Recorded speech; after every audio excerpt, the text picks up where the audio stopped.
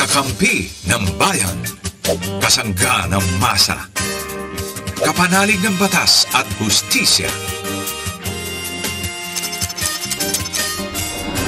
Attorney Danny Con. Abogado de Campanilla.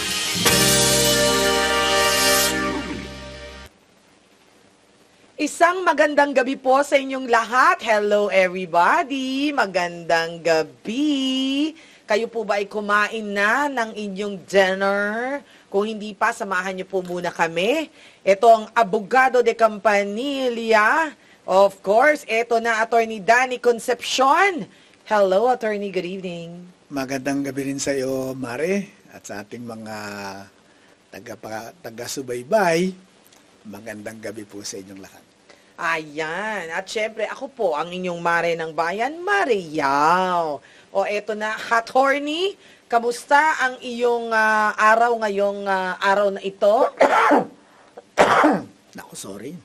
Oo, okay lang yan. Oo, may mga pagkakataon okay. talagang nababahin tayo on air at live talaga. Oo, Sige, okay go. naman.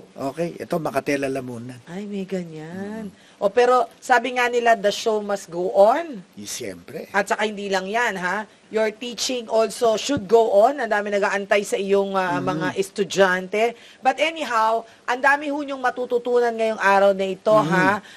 Meron ho tayong mga kaalaman na dapat niyong malaman. Di lang yan, ha? Marami rin ho kayong pwedeng maitanong sa amin dito sa ating programa, Attorney Danny Con, di ba? Kaya meron ho tayong numbers dyan sa ating screen na makikita nyo. Ayan, nakikita nyo sa ating screen ngayon. Yan ang mga numerong pwede ninyong tawagan. Ang numbers natin sa Globe. 0954-310-0331. Ayan. Kung medyo hindi nyo nahagip yan, nandiyan pa rin sa ating monitor yan. Meron din tayong mga smart users. Pwedeng i-dial ang 0961-770-8807. Kung kayo po'y nahihiya, pwede naman kayong mag-text. So, tatanggapin din natin ng mga text na yan. Hindi lamang po yan, pwede ho kayong mag-iwan din ng mensahe sa amin. Mapapanood po tayo sa Facebook, sa YouTube, and of course, sa Signal 101. Ibang klase ang TVUP. May Signal 101. Okay? O, eto na ang ating chok-chok-chok. Ready ka na ba? Sige nga. Dino-joke mo na naman ako eh. O, ito na naman.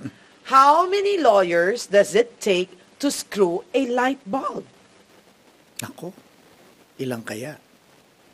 How many nga eh? Ilan nga? How many can you afford? Bakit ganyan na naman ang mga di joke? Parang kaunti lang. Ay, ganyan. Kaunti lang. Oo. Paano kung ang mabigat yung singilan? Mga dalawa lang o isa? Oo nga. Oo Kasi kung nga. mabigat ang singil, baka isa lang ang makaya. Basta magaling. Hindi siya sampay bakod. De Campanilla. Abogado De de Campanilla. Ayan.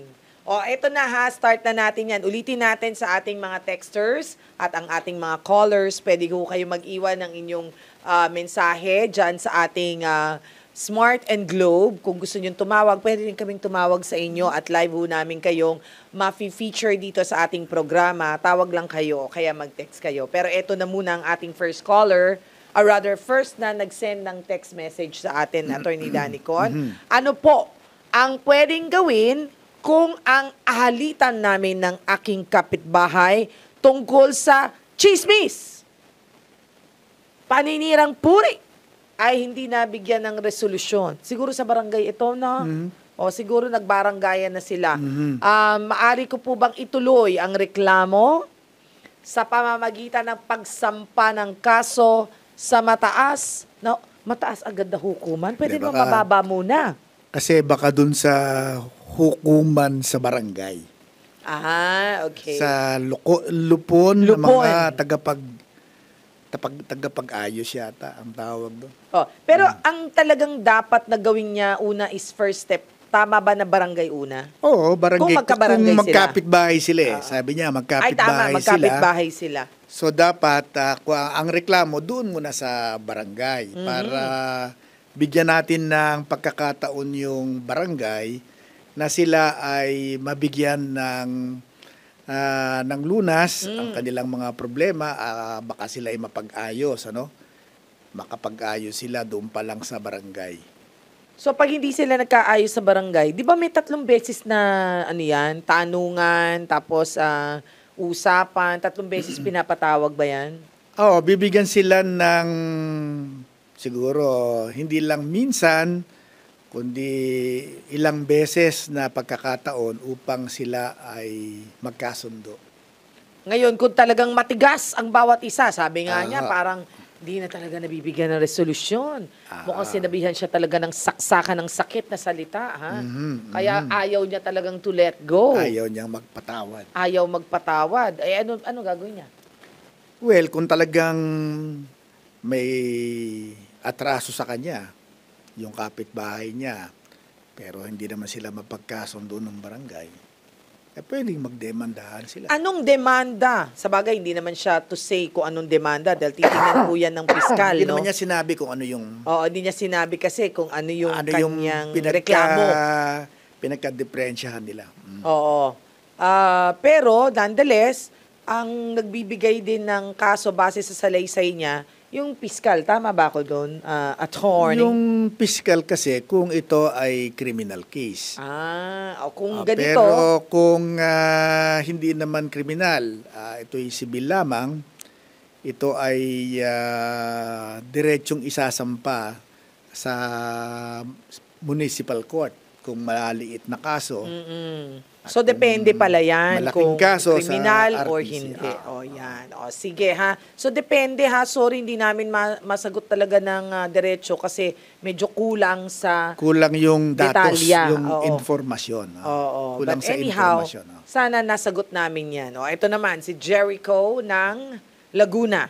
May karapatan po ba na putulin ng kapitbahay ko ang sanga ng puno ko na lumagpas na sa aking bakod at siya na ang nakikinabang sa bunga ng puno? Ako ang nagtanim, siya ang Parang pelikula na naman yan, ha? Parang siya nagbayo. Iba ang kumain, Okay, pwede ko ba siyang ireklamo ng pagnanakaw? At saan ko po ito pwedeng idulog? Nako, napakarami ng aktual na kasong ganyan ang nangyari. Yung po kasing puno, lalo kung ito ay naitanim ng napakalapit doon sa Kapitbahay. bakod ng kapitbahay, ay talaga pong ang sanga niyan ay Mapupunta din talaga, no matter what, di ba? May Opo, lalabas. ay lilipat sa kabila. Lalo pa kung nandun sa kabilang lote ang araw, di doon pupunta yung mga sanga at doon yan mamumunga. Maaring may bunga din doon sa mga sangang nasa bakuran ng may-ari, pero talagang hindi maiiwasan na may sangang lilipat doon sa kabilang bakod at sa kabilang bakod yon at mamumunga rin doon. So, ang tanong, pwede ba niyang putulin? Hindi, Nasa wag muna kabila yung putulin. Sige. Ano muna? Doon muna tayo sa pumitas. Bunga. Okay. Oh. Pwede ba diyang pitasin yung bunga? Nasa kabila Sabi niya, nandito, nakatapat sa lote ko, At saka nalaglag bakit ba? Kung nalaglag, kanya na. Kanya na pag kung nalaglag. na, kanya na. Pero kung pipitasin, bawal. Di naman niya nakita Kung hindi niya nakita, di walang reklamo. Okay. Di ba? Pero, So, pag talagang nandudun pa yung bunga, for example, ginagawa niyang negosyo. Example lang naman, ginagawa niyang negosyo kay Mito. Di, ang sarap, di ba? Binibenta. O kay Mito. Hindi nalalaglag doon, bawal niyang pitasin. hanggat hindi nalalaglag, bawal niyang pitasin. Pag kinuha, away na. Awa yon. Pero kung nagpaalam ka, pwede ho bang malalaglag ho yung mga bunga nagiging, pag nalaglag ho, mabubulok dito sa bakuran ko Pwede ho bang anihin na ninyong lahat yung bunga? So ngayon, usapan. at bibigyan niya ng notice, ng notice, abiso. Pag hindi ho ninyo ito, pwedeng nakasabi, mas Verbal, maganda kung written. Oo. Pag hindi ho ninyo inani ang bunga sa loob ng 3 araw, ipapipitas kong lahat ho yan. Ay, may ganun. Ako na ho magpapapitas. Kasi ho, pag nalaglag yan sa... Magdudumi. Oo, sa bakuran ko, dumi lang ho yan. Paano kung sabihin naman ng kapitbahay, hindi mo ba alam, kahit na hindi pa nagbubunga yan, nalalaglag na ang mga dahon yan, at lahat dito sa poder ko. Kaya nga sisingilin namin kayo ng paglilinis nung nalalaglag na mga dahon at dumi dito sa bakuran ko. Paano na? Kaya nga, di away yun. Away na naman. Ngayon, para maiwasan ng away, kapag ang sanga, lumilipat na roon sa kabila. Yun naman, yung sana magkusa naman yung may puno na pwede hubang ipaputol ko na. Para na hindi na ho kayo napeperwisyo. Para hindi ho kayo maperwisyo, baka naman ho pwedeng putulin ko na. Yes. Dapat magkusa na siya. Dahil kapag naputol na yung sanga, wala nang pag-aawayang bunga. Correct. Ngayon, halimbawa na ito namang kapitbahay na nagtanim, hindi naman nagkukusa na putulin yung kanyang puno. Sana magkaroon naman din ng kusa yung kapitbahay na sabihan yung kanyang kapitbahay na pwede po bang ipaputol na ninyo ang sanga at kami ho napeperwisyo na. Di ba? At ganun din, pagka hindi ho ninyo ito naputol sa loob ng 3 araw, ako na ho magpapaputol niyan at lahat ho ng naputol ko, ibibigay ko sa inyo. Okay. Kasi may notice yun. Pero kapag pinutol niya, nang walang paalam, walang pasabi doon sa kanyang kapitbahay, away yun. So baranggayan na naman yun. Baranggayan na naman yun. Kaya nga ho, yun ang aking laging ipinapayo sa inyo, na iwasan ho natin na mag-away-away tayo. Napakadali naman nung sabihan yung kapitbahay na ipapuputol ko ho at ang gastos ho, i-charge ko sa inyo. Alam mo kasi may gastos Kaya nga. Minsan may gastos. Oo. Hindi lang iitakin yan Kaya nga. Minsan may aakyat dyan para maghawan. Totoo yan. Nung mga sanga na yan. Sino bang gagastos dyan? Ay, ang dapat ang gagastos dyan, yung may-ari ng puno. At kung hindi niya ito i-reimburse, yung inabono nung kapitbahay sa pagpapaputol, ay pwede nga talagang magbabaranggayan sila. Yon, okay. So, ang talagang key dito, attorney, usap.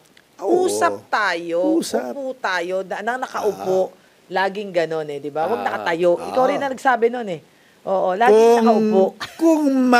Di ba? Kung malulutas po natin ang problema ng paupo. Yan. Lutasin tayo ng nakaupo. Yan. So, usap-usap. Kaya nga walang kaso. Oo, kasi good lawyer, walang kaso. Tama. Kita nyo naman, Pagka good lawyer, wala pong kaso yan. Attorney, no case. Attorney, no case. Si Fred ng Katipunan, Quezon City, malapit lang, Ano po ba ang limitasyon ng academic freedom at freedom of speech? Hindi ba taga-UP ito? Naku, palagay ko'y gumagawa ito ng term paper. Okay.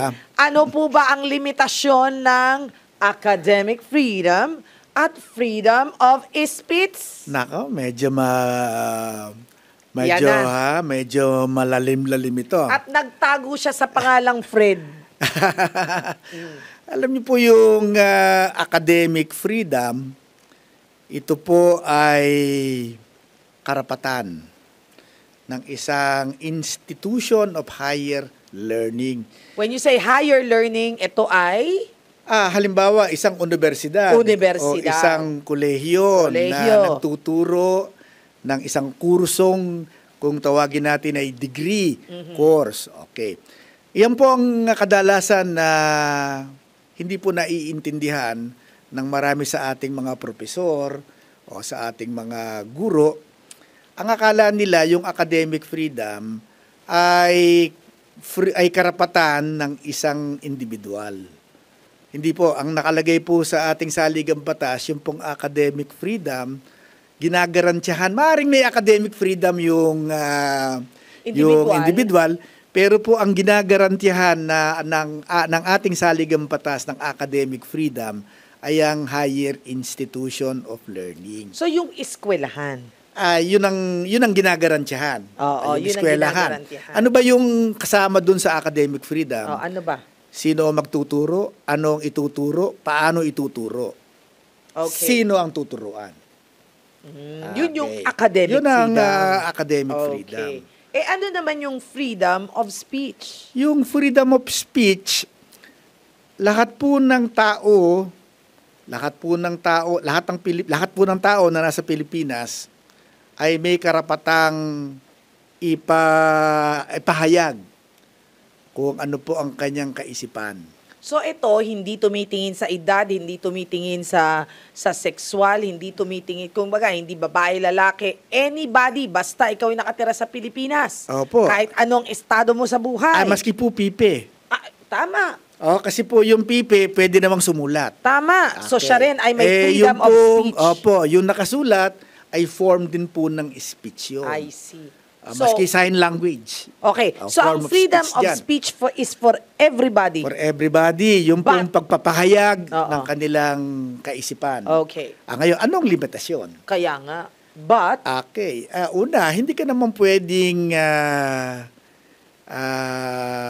magsalita na lang kung ano ang gusto mo, maski pa ito ay makakasakit sa ibang tao. So, maaari mong gamitin ang iyong karapatan for as long na hindi ka makakasakit sa ibang tao. Isa yan sa unang-unang limitasyon ng freedom of speech. Opo. kumbaga hindi ka makakadanyos or makakasakit, ng damdamin. Opo, kasi halimbawa, Oh. mayroon kang nakita Oh. na isang bagay na ginawa ng kapitbahay mo. Okay, pero pinagsasabi mo na. Kapitbahay na naman, ha? Ikinalat. Oh. Pero nakakasirang puri. Ay, nako. Parang kanina. Hindi mo pwedeng sabihin na, meron akong freedom of speech. Di ba?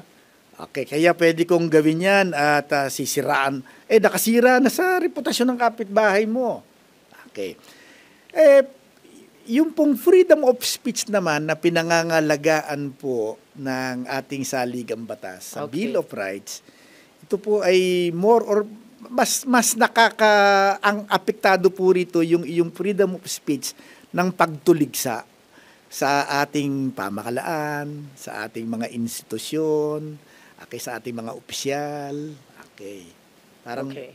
more or less nandun yun. Okay, ang tanong natin, ha? Ito na yung sumunod na tanong dyan.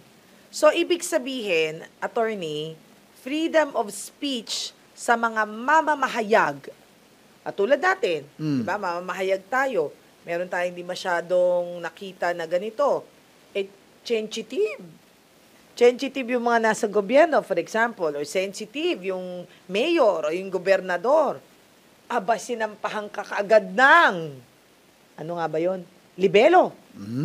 Oh. Well, para ma-ensure na yung freedom of speech ay protektado.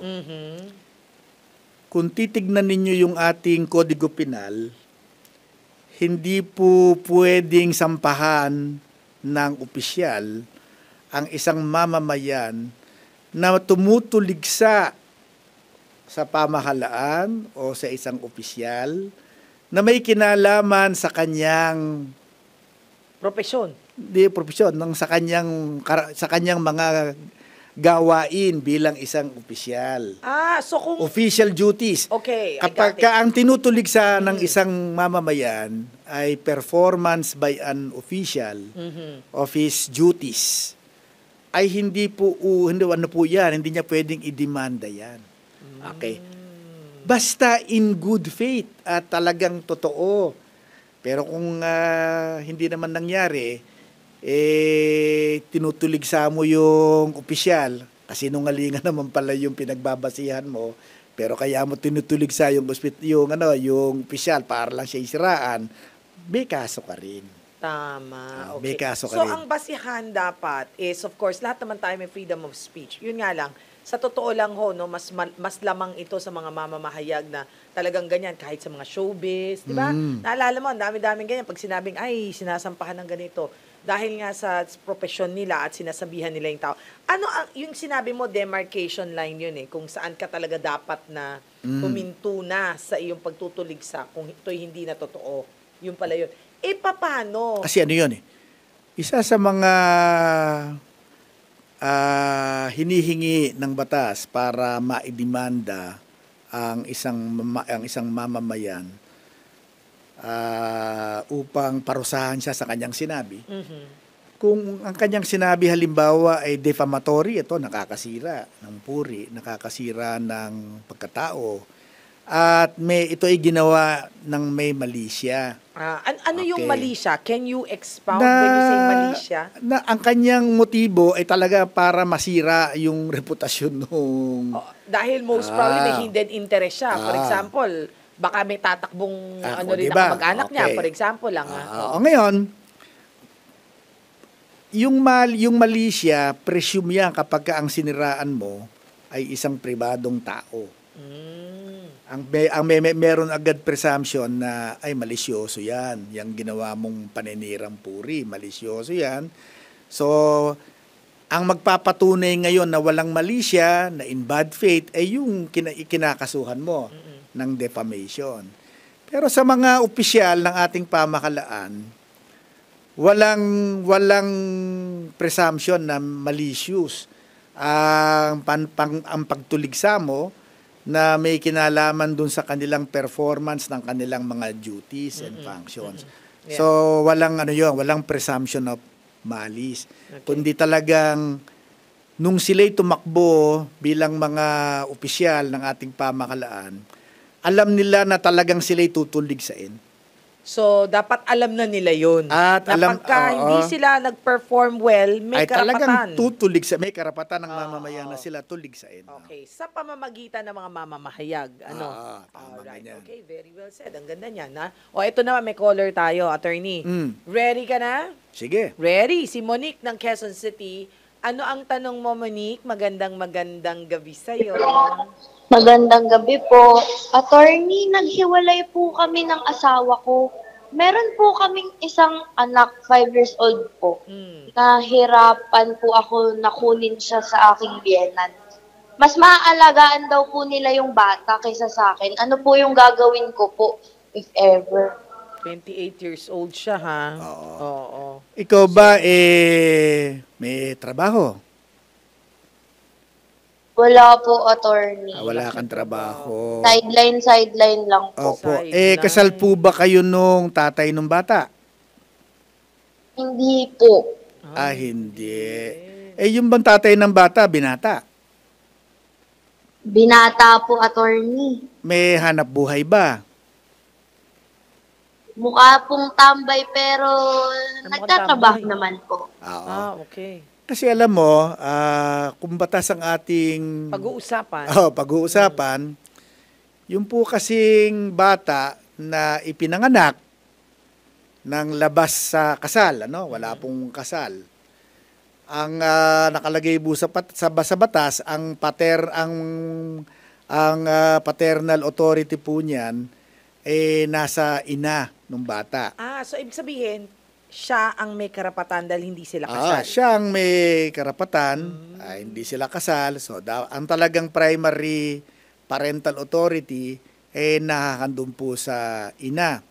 In fact, maski nga po kasal kayo, kung ang bata naman is less than 7 years old, ay may priority rin po talaga yung ina Talagang sa nanay. Totoo. pagpapalaki ng bata. Oo. Kasi po may mga pag-aaral ang ating mga siyentista na nagpapatunay na mas maganda po ang magiging paglaki ng bata kung ang nag-aalaga ay yung ina. May tama tayo dyan. Kaya lang siyempre meron pong may mga exception yan. Okay. tandaan nyo, ang ating pong hangarin ay isa lamang. Pare-pareho tayo. Ang hangarin po natin mapabuti ang bata. Wala po tayong gagawin na makakasama sa bata. Lahat po ng gagawin natin ay dapat makabuti sa bata. O tama po, mas makakabuti kung sa ina lalaki ang bata. Pero paano naman ninyo mapapalaki yung bata? Wala naman po kayong hanap buhay. Saan naman po tayo kukuha ng isusustento natin sa pag-aaruga doon sa mga bata? Pwede po ninyong sabihin sa akin, ay hihingi po ako doon sa tatay. Oo. Ay ang sabi mo, itambay naman ng tatay. So anong mangyayari doon? Di anong mangyayari?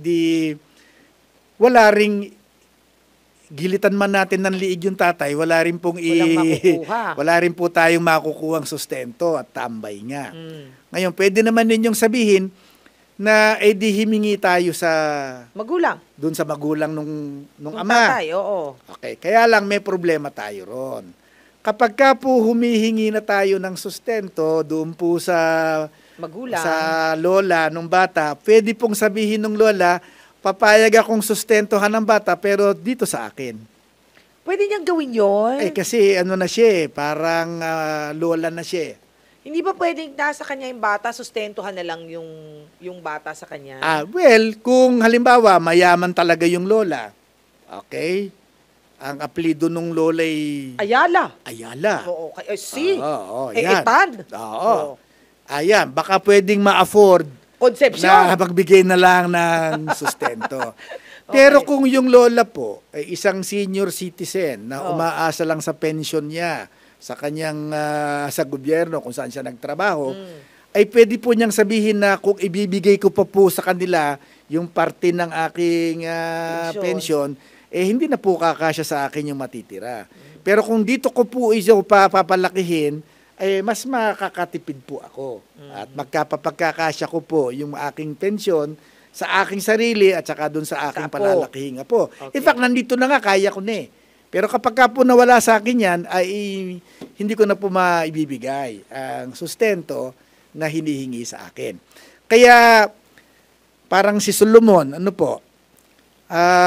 hindi po, wag po ninyong isipin yung pangsarili nating kaligayahan. Tama, maligaya tayo na nasa atin ng bata, kapiling natin, nadadamitan natin, nakakalik-halikan natin. Pero kung hindi naman po natin ba susustentuhan ang pangangailangan ng bata, ay magiging masasakitin po yan, baka maging malnourished po yan. Ilang taon na ba yung anak mo, Monique? 5 taon yata. 5 years old po. Paano po kung nagkaroon pa rin, nakakuha naman po ako ng trabaho? Ayan, kung may trabaho ka na, at sapat na ang kinikita mo para sa iyong sarili at saka sa bata, ay pwede nang maging dahilan yan. Kaya lang, may itatanong sa iyo ang social worker. Pagka nagtatrabaho ka, kanisan mo iiwanan yung bata? Yung baby? Oo, yung bata. Ganun yan. Oo. Siyempre, sasabihin nung lola, maski kung kani-kanino mo lang iiwanan yung bata, di mabuti nang nasa akin, apo ko yan. Pero kung magtatrabaho ka, iiwanan mo lang yung bata kung kani-kanino, baka lalong mapasama yung bata. Ay, ginagalit nyo si Atty. Medyo nakakagalit Hindi, nakakagalit di ginagalit nyo kasi. Hindi, pero totoo yan Monique, kanino mo balak iwan yung iyong anak pag ikaw ay nagtatrabaho? Ano po kung sa tita ko po? May tita naman may tita naman. Oh. Ngayon, ganito pa. Tama, mayroon pong obligasyon yung magulang nung tatay na magsustento, maski illegitimate po ang klasifikasyon ng bata Pero hindi lang siya Meron ding obligasyon ang partido mo. Yung lola, yung nanay mo, yung mga magulang mo, yung mga tiyahin mo, kapatid mo, meron din silang obligasyon. So in short, ang hatian, for example, sa gastos, 50-50. Kasi 50-50 supposed to be yan. Lahat ng para sa bata. Baka akala kasi nila, yung lalaki lang dapat ang na may magsustento. obligasyon na magsustento. Hindi po. Hindi, oo. Yan. Okay. Yung magulang, kay lalaki, kay babaeng magulang, ay meron po silang obligasyon na sustentuhan ng kanilang anak. Okay. Kasi hindi naman nabuo yan ng isa lang ang nag-enjoy. Ay, mahirap. Opo. Okay. Opo. Anyway, Monique, good luck ha.